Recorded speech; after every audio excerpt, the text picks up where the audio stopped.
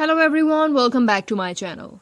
Steve Harvey has become a staple of the small screen. He's been working non-stop since the late 1980s, smoothly transitioning from a comic to a leading TV personality, hosting everything from his own talk show to Celebrity, Family Feud, and most recently, Judge Steve Harvey. Despite some sketchy things everyone just ignores, remember when he told the New York Times then President-elect Donald Trump was congenial and sincere? He's managed to remain one of Hollywood's most liked figures. Indeed, while he's faced hardship off-screen, including in his love life and relationship with his kids, his career continues to shine bright. In 2018, he even landed the #1 spot on the Hollywood Reporter's top TV personalities social media ranking. But Harvey didn't arrive at home and achieve his millions easily. To be a success, you must hustle every day and keep God in your life, he once wrote on his website, and that's exactly what he's done. As it turns out, success was a slow burn for Harvey, who faced his share of struggles, especially early on. Here's the tragic truth about Steve Harvey's net worth was sitting at the whopping $200 million in 2023, but the comedian didn't come from wealth, far from it. As he shared with his Family Feud audience during a commercial break in 2022, he grew up in a poor neighborhood, in a poor house, and was motivated to succeed because of it. It was sick and tired of being poor. I was sick and tired of being poor. I was just exhausted, he admitted. It's a sentiment that was especially strong during the holidays because his family didn't have the money to go all out for Christmas. They would drive to the suburbs just to check out their decorations. I would see that big houses, mad with lights all on them, and they had horse-hoe driveways, he reminisced.